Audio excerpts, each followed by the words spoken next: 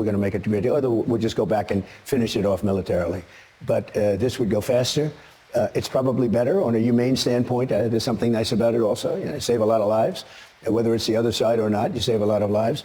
But we're close to a very good deal, and if we can make it good, otherwise we just start up with the Department of War. I would rather get a deal because we can open the strait immediately upon signing.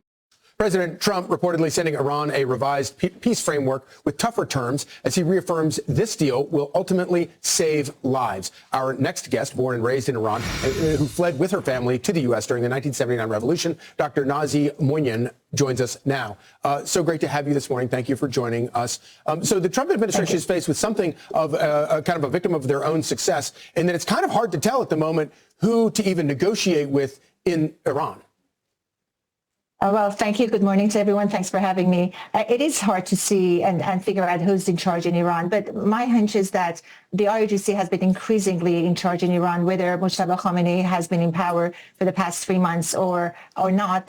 It's been increasingly a militarized state, and I think at this point they're calling the shots. Do those developments make it more likely or less likely that the president will be able to arrive at some kind of peace deal that will be acceptable to the president?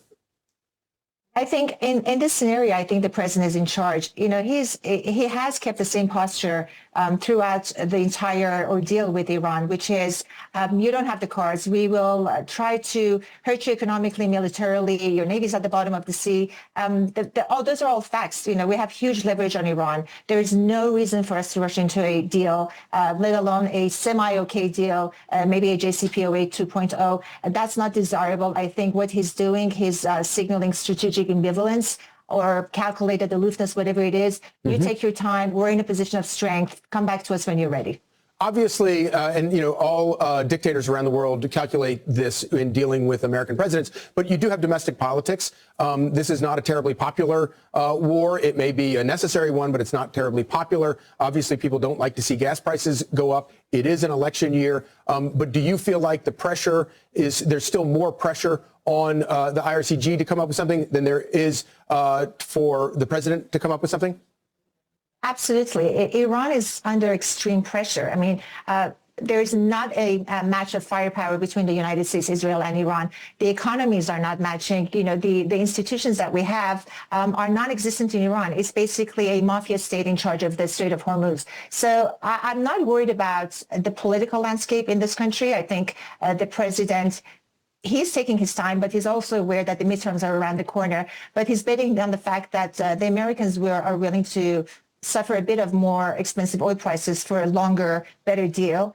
We want a permanent solution to this problem. If we cannot overturn the regime, the best next option is to have a deal that's ironclad. Yeah, well, and of course, you know, it is incumbent upon the president to make the case that this is an America first, part of an America first agenda, especially, you know, considering that many of his supporters, and he ran on a campaign of getting out of wars, and obviously this is one that is, you know, he's making the argument that this is an existential threat.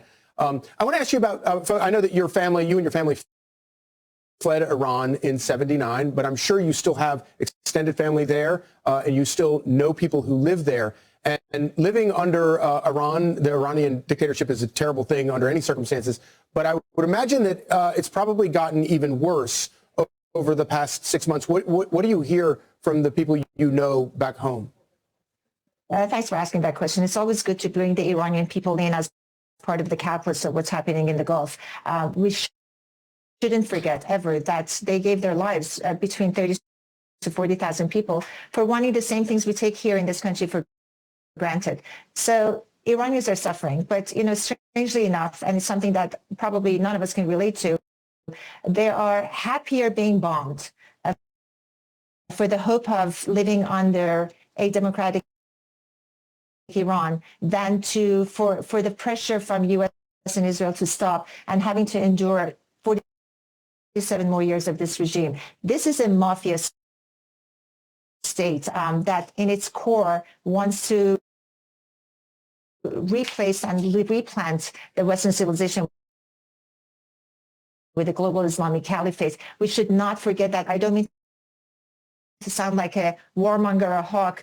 For those Iran watchers like me who have observed Iranians the Iranian regime for the past 25 years. At its core, this is, we call it a hardline, but it's a principless regime. It's a regime that wants to stay in power at any cost. Real quickly, supposedly we've heard that the IRCG has allowed the internet, some internet access to return.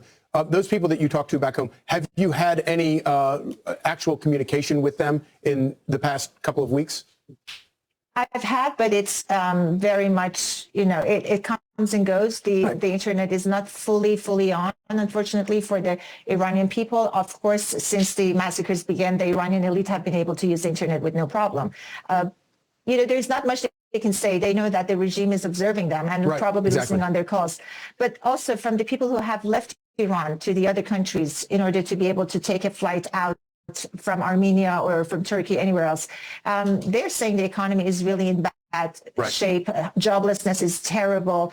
Medicines in a shortage. And again, it behooves me how this 80 million people that are against the regime out of the 92, say about 80% to 90% of the people want this regime gone, are so resilient. They're so determined that this is the end of the road for the regime.